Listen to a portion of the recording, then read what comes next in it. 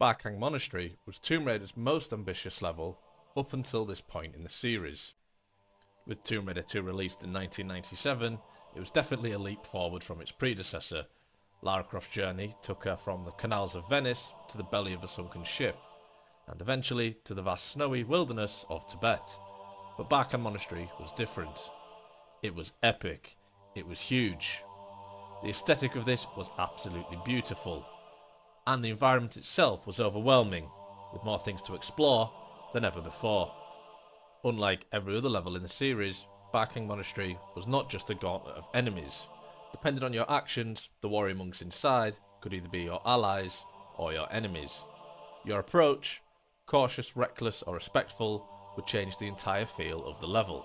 After the action-packed adrenaline rush that was Tibetan foothills on the Skidoo, Barkhang Monastery is a welcome surprise.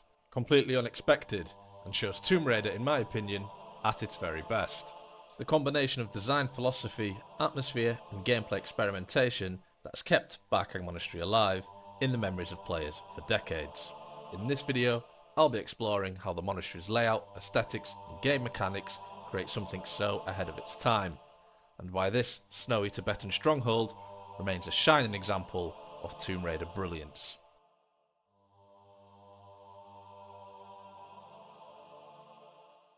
Barkhang Monastery is Tomb Raider 2's longest level. It is essentially a giant puzzle where Lara must find and collect prayer wheels in order to insert them to unlock the final door. The genius of Barkhang Monastery starts right at the beginning of the level.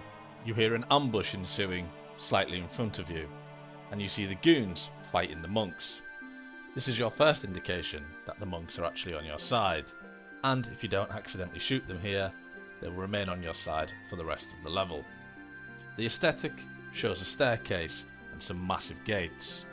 You, however, cannot get in through this way, and must instead find a way up through the side and smash through the windows. And here, this is where the monastery truly opens up. From the moment Lara steps inside, the monastery reveals itself not as a linear corridor, but as a knot of interconnected chambers, courtyards and hidden areas. There is even a training room on one of these sections. Every space connects to another in unexpected ways. The areas you see aren't just for show, and are actually reachable and part of the level in order to progress through. Huge halls, large spiralling ladders, getting onto the rooftops of the monastery, and even entering an outhouse. The level is huge. This isn't just for spectacle. The non-linear design means your journey through Barkhang Monastery feels personal, and no two playthroughs unfold exactly the same way. The monastery's layout has a subtle rhythm to it. It alternates between tight claustrophobic corridors and breathtaking open spaces. The construction builds tension, and the release into a vast hall feels earned. Then there's the verticality. Tomb Raider 2's level designers understood something modern games sometimes forget. Verticality adds a whole other aspect of the level, and, when done correctly, as in this case, can add a layer of mystery, whether it's actually realising you can climb onto the statue in the main hall, or the constant twisting of ladders in order to obtain a prayer wheel. These ideas keep you on a constant lookout throughout this level, making you wonder, am I able to climb up onto this area?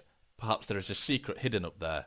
It constantly hits you with that ear of mystery and exploration. Once you've done your first circuit around Barkhang Monastery, you truly realise this level so far is one of a kind. The aesthetic of Barkhang Monastery is one of royalty. The monks wear a deep red garment, and the colours within the monastery are deep purple and golds. The place really does feel spiritual and mystical. The giant statue in the main hall is also gold and has that tinge of dark red too, and amidst the otherwise dim-lit monastery, the colour of all of the pickups on this level seem to pop in colour. The keys are bright, reds and yellows, and the jewel key stones that you also pick up are very bright, with blue and white. I never fully understood this choice of contrast. However, looking back, I think it's to make the pickups feel even more earned and spiritual. In an otherwise grand and open monastery, it can be difficult and sometimes frustrating trying to find the right keys.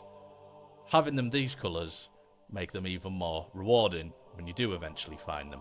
You can tell that every aspect of this level has had additional care put into it. Putting aside the grandeur of the monastery and Great Hall itself, even places like the rooftops and the bathing area have a unique personality. And on top of that, when you do go down into the chamber, deep below the monastery, into the water with the clanging doors, the sense of dread and helplessness is also apparent. A complete emotional roller coaster all the way throughout this level. At one point you were in a kind of training room, dodging spike traps and fire, and then you reach the rooftop, where you can breathe a breath of fresh air, before descending down into the underground chamber, where you were completely terrified. It is these contrasts and emotional switches that keep this level amazing and interesting. It draws upon truly every aspect of human nature, and makes you want to keep on going, even when you don't want to. From the first few steps you take in this level, you are faced with one of Tomb Raider 2's most subtle but impactful choices. Will the monks be your allies or your enemies? Unlike almost every other NPC in the series at this time, these road guardians are conditionally hostile. Strike at them, even by accident, and the entire monastery turns against you. But treat them with respect, and they will fight alongside you against the well-armed cultists who have invaded their sacred realm. This is more than a novelty. It's an early example of player-driven diplomacy. The idea that your conduct shapes the world's response, and it changes everything. With the monks as your allies, firefights turn more into cinematic battles, with the crimson-robed warriors charging into the fray as you move through the halls. Without them, the level becomes a war on two fronts, you versus the cultist and monks, doubling the danger. But the genius doesn't stop there. Barkang's design layers combat, traversal and puzzle solving in a way that makes every route feel earned. The courtyard skirmishes might be followed by a precarious climb into a hidden area. You might solve a block-pushing puzzle in a quiet library, only to be ambushed when you return to the hall. The monastery is riddled with spaces, some rewarding you with treasures, others with shortcuts, and some with nothing more than satisfaction of discovery. It's a kind of level design that assumes the player wants to explore for exploration's sake. In the lesser level, optional rooms feel like filler. Here, they feel like whispers of a place that existed before Lara arrived, each with its own small purpose. Enemy placement too is careful and deliberate. The goons lurk in choke points and ambush you from above, or attack in groups to force strategic movement. And because the monks can intervene or not, every encounter has a sense of fluid unpredictability. The result is a gameplay loop that feels alive. Careful observation, tense decision making, and bursts of action. Moments of stillness to take it all in.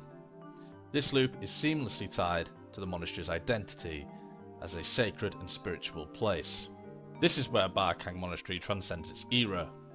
It is not just about the typical puzzle solving in this sense. It's negotiating its dangers and its alliances. And by the time you're near the end, you realise that you have almost got to know Barkang Monastery and the monks who live within it. I want to take some time here to talk about the 3 secrets on this level. I think these ones are expertly well hidden, and perfect for the style that the level offers. The first, stone secret, is unique kind of secret throughout the entire game, because this one can actually be unobtainable or obtainable depending on how far you've progressed through the level. As you enter the bathhouse and jump into the pool, you will see that there is a small opening that you can swim through.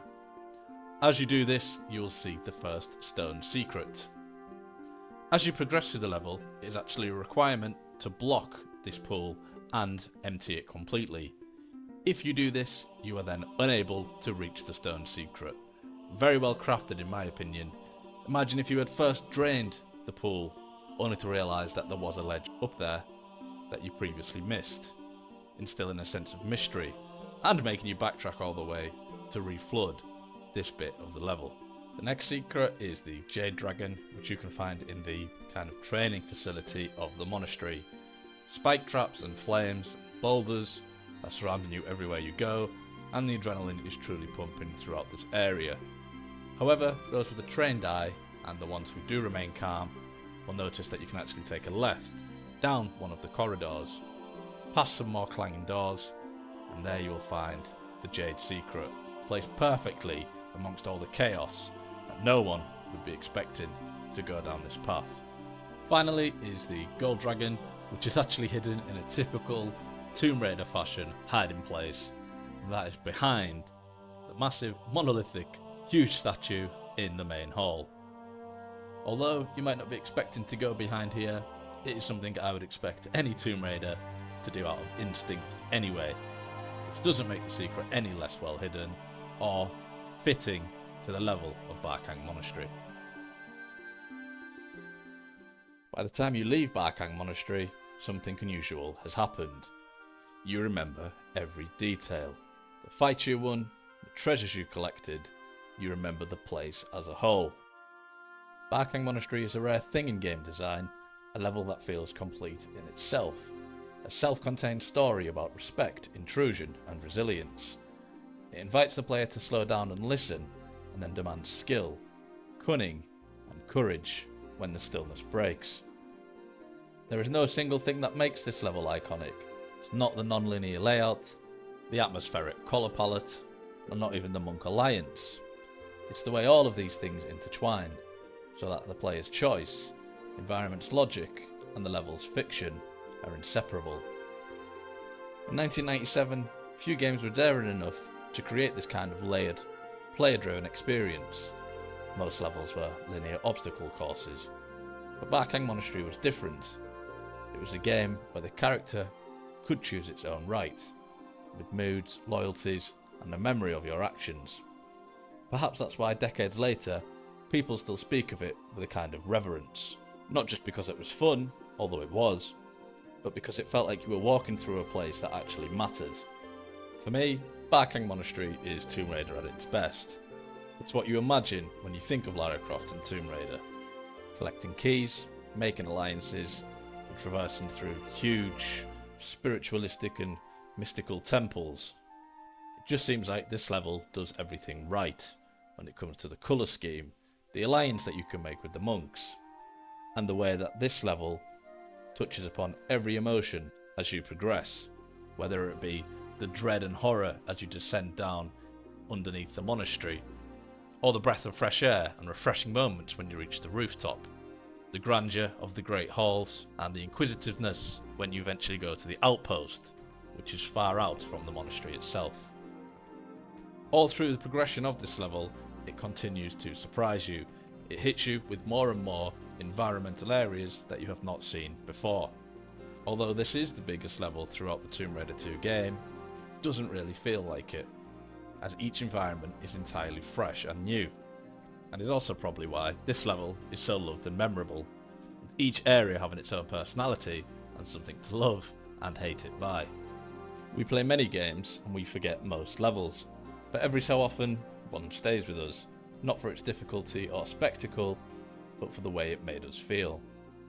Barkang Monastery is one of those rare places, a place where respect is rewarded, curiosity is essential, and the walls themselves seem to breathe with history. A place where you could almost believe exists in real life, somewhere high up in the mountains, still standing against the snow, standing the test of time. And who knows, maybe, just maybe, we haven't seen the last of Barkang Monastery just yet. Thank you all for watching my video on what I think is the most ambitious level throughout the entire Tomb Raider 2 game of Barkang Monastery. Please leave a comment down below if you like this level and why, or if you even dislike this level and why. And give the video a like and subscribe to the channel to stay up to date. I hope you enjoyed. As always, thanks to my members for your continued support, and to you all, thank you for watching.